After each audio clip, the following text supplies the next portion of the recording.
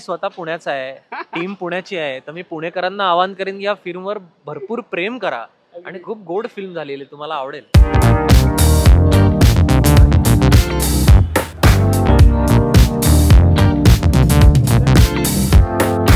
नमस्कार, मी निलेश. लोकमत फिल्मीमध्ये तुम्हा सगळ्यांचं खूप खूप स्वागत. आज लोकमतचा कॅमेरा घेऊन आपण आलोय पुण्यात आणि अर्थात माझ्यासोबत आहे अभिनेता आरोह वेलणकर. एखाद्या कलाकाराची एखाद्या चित्रपटात एंट्री व्हावी तसा तो एका विंटेज स्कूटरवरती बसलेला आहे. आरोह, लोकमत फिल्मीमध्ये खूप खूप स्वागत. Thank you so much. लोकमत फिल्मीच्या सगळ्या प्रेक्षकांना माझ्याकडनं नवीन वर्षाच्या खूप शुभेच्छा. अगदी आजचा इंटरव्ह्यू आपण स्कूटरवरती मुद्दामच करताय कारण की या इंटरव्ह्यू मागचं प्रयोजन नियोजन काय आहे, आजच्या भेटीचा मुद्दा काय आहे ते तुझ्याकडनंच यावं. नवीन वर्ष सुरू झालेलं आहे. कलाकार म्हणून आम्ही वाट बघत असतो कधी आमचे सिनेमे येतील, कमी आम्ही शूट करू कधी. तर या वर्षातली सगळ्यात पहिली फिल्म जी माझी रिलीज होती ती आहे इलू इलू 1998 आणि ही फिल्म 31 जानेवारीला रिलीज होतीये. त्या फिल्मचा आज ट्रेलर लॉन्च आहे इथे पुण्यात आणि त्याला आपण भेटलेलो आहोत. अतिशय गोड फिल्म आहे. एलईची पहिली फिल्म आहे मराठीतली आणि माझा ह्याच्यात एक छान सरप्राईज रोल आहे छोटा. So I am very excited. Film release होणं is a very big thing आणि पहिलीच वर्षाची सुरुवात 31 जानेवारी, मुहूर्तही चांगला आहे, डेट चांगली आहे आय थिंक. सो त्यासाठी आपण इकडे आलेलो आहोत. आता बघूया ट्रेलर कसा रिसीव्ह होतोय आणि आय एम शुअर लोकांना आवडेल. 31 तारखेला फिल्म रिलीज होते. लोकमत फिल्मीच्या सगळ्या प्रेक्षकांना मी आवाहन करेन की थिएटरमध्ये जाऊन नक्की ती बघा. आरोहची यात काय भूमिका आहे हे तुम्हाला थिएटरमध्ये कळणार आहे. त्याच्याविषयी आम्ही देखील आता काही रिव्हील करणार नाहीये. पण आरोह, मला तुझ्या बाबतीत एक गोष्ट खूप चांगली वाटते. म्हणजे आपण अनेक सिनेमांच्या निमित्ताने भेटत असतो.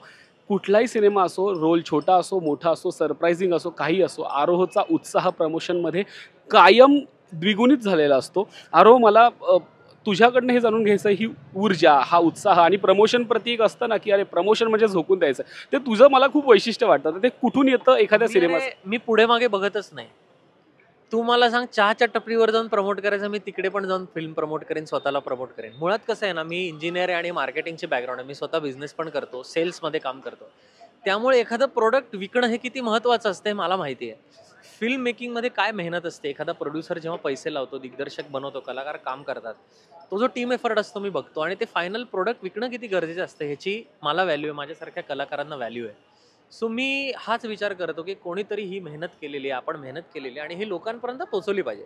फिल्म चालणं न चालणं आपल्या हातात नसतं. आपल्या हातात काय असतं, आपलं काम चांगलं करायचं आणि जे आपल्या वाट्याला येईल ते ते तोडायचं आणि दुसरी गोष्ट प्रमोशन जोरदार करायचं, म्हणजे काही सोडायचंच नाही. सो माझा हा अप्रोच असतो आणि त्यामुळे मी खुश असतो. अरे, आणि मला प्रमोशन प्रचंड आवडतं, नवीन लोकांना भेटायला, मीडियाशी बोलायला, कारण आपण काही रोज भेटत नाही, आपण अशी इव्हेंट टू इव्हेंट भेटतो रे, त्यामुळे मजा येते रे. आणि मला तो उत्साह तुझा काय वाटतो, तू उत्साही असतो म्हणून आम्हालाही प्रश्न विचारायला मजा येते. आज आपण आहोत पुण्यात, मी जसं मगाशी म्हटलं, इलू इलू सिनेमाच्या निमित्ताने. पण एक समीकरण आहे आरोह, अजूनही अनेक निर्मात्यांची, दिग्दर्शकांची, लेखकांची श्रद्धा आहे असं आपण म्हणूया की प्रमोशन चालला तर बास. म्हणजे माझा प्रश्नही त्याने पूर्ण होऊ दिला नाहीये. आता प्रश्नही त्यानेच कंप्लीट केला, तर उत्तरही सांगशील. सांगतो काय आहे. मला असं वाटतं, मी काय याच्यातला एक्सपर्ट नाही आहे, पण पुण्यातला ऑडियन्स जो आहे ना, तो जरा मला वाटतं सुजाण ऑडियन्स आहे. म्हणजे फिल्म बघून तो इन्फॉर्म्ड डिसिजन घेतो की ही फिल्म चांगली आहे का वाईट आहे, मग वर्ड ऑफ माउथनी तशी ती आपोआप मग पसरते. सो मला असं वाटतं की त्याच्यामुळे कदाचित ते असेल की एक ऑडियन्सची जी पोत असते ती मला वाटतं पुण्यामध्ये वेगळी आहे, मुंबईमध्ये वेगळी, कोल्हापूर, नाशिक, औरंगाबाद साईडची वेगळी. तर आय थिंक तो एक मेजर, आणि पुणे आणि मुंबई दोनच मेजर सेंटर्स आहेत फिल्मसाठी, मराठी सिनेमांसाठी. ते 80% कलेक्शन्स इकडनं येतात. तर मला वाटतं म्हणूनच ते असावं आणि त्यात काही गैरही वाटत नाही मला. नाटकांच्या बाबतीत असेल किंवा इन जनरलच, म्हणजे जेव्हा आम्ही परफॉर्म करतो तेव्हाही पुण्यातल्या ऑडियन्सचं टेन्शन असतंच, त्यामुळे काय आता ते आहे तर आहे. म्हणजे मला तेच म्हणायचं होतं, पिक्चर कुठलाही असो, नाटक कुठलाही असो, पुण्यातल्या, मी स्वतः पुण्याचा आहे, टीम पुण्याची आहे, तर मी पुणेकरांना आवाहन करेन की या फिल्मवर भरपूर प्रेम करा आणि खूप गोड फिल्म झालेली तुम्हाला आवडेल. पण पुणेकरांचा धाक हा सगळ्यांना आहेच. मग ते पुणेकरांच्या प्रतिक्रिया असो, त्यांचं प्रेम असो, म्हणजे एखादा सिनेमा, एखादी कलाकृती जर उचलून घ्यायची असेल तर ते मला असं वाटतं की त्याची बऱ्यापैकी जबाबदारी पुणेकरांवरती असते, असं एक समीकरण आहेच म्हणायचं. 100% आहे, 100% आहे, त्यात काही वादच नाही. अगदी. आता तू बाईकवरती आहेस. इलू इलू या सिनेमातला एक कॉमन धागा आहे, ती म्हणजे बाईक आणि एक सायकल, म्हणजे एक स्कूटर आणि एक सायकल. प्रमोशनमध्येही ती आम्हाला कायम दिसतीये, पोस्टर्सवरती पण कायम दिसते. आज प्रमोशनच्या निमित्ताने तर अनेक विंटेज स्कूटर्स या प्रमोशनच्या इथे आलेल्या आहेत. तुझं बाईकशी एखादं नातं, पहिली बाईक, तुला काय त्या भावना आहेत किंवा काय आठवणी तुझ्या स्वतःच्या गाडीविषयी? सो माझ्या वडिलांकडे अशी बजाजची चेतक होती लहानपणी. मुळात इलू इलू ही फिल्म पण म्हणजे खूप इंटरेस्टिंग स्क्रीन प्ले आहे, पण नॉस्टॅल्जिक करणारी फिल्म आहे. So it is based in the 90s. तर त्या काळात तुम्ही बघितलं तर ही वेस्पा असेल किंवा बजाजच्या काही स्कूटर्स असतील किंवा आपली सायकल, ह्याच आयकॉनिक गोष्टी होत्या ज्याच्यावरनं लोक साधारण फिरायची. कारण गाड्या बिड्या घेण्या एवढे पैसे तेव्हा लोकांकडे फार नव्हते. म्हणजे जेवढे आता गाड्या लोकांकडे असतात तेवढ्या एवढ्या नव्हत्या फोर व्हीलर्स, पण सायकल आणि ह्या स्कूटर्स खूप असायच्या. सो हा एक मुद्दा झाला. दुसरा विषय मी स्वतः घरात चेतक आणि त्यानंतर माझ्या मम्माकडे M80 नावाची एक M80, अशीच त्याला पण असेच गिअर असायचे. सो माझ्या पण बऱ्याच आठवणी आहेत डबल सीट. मी स्वतः कधी चालू शकलो नाही, कारण बाय द टाइम मला लायसन्स मिळाला त्यानंतर मोपेडच आली हातात, त्यामुळे कधी अशी नाही चालू शकलो.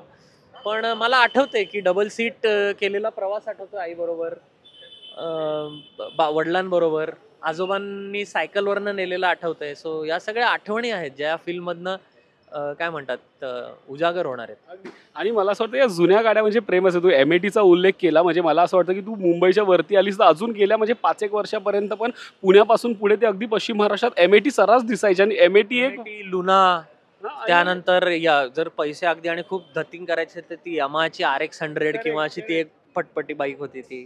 काय रे, खूप आठवणी आहेत अशा. पण आता तुझं गाडी प्रेम कसं आहे किंवा आता तुझ्या कलेक्शनमध्ये काही आहे का किंवा तुला गाड्यांविषयी विशेष आवड आहे का? सो माझ्याकडे एक स्पोर्ट्स बाईक आहे.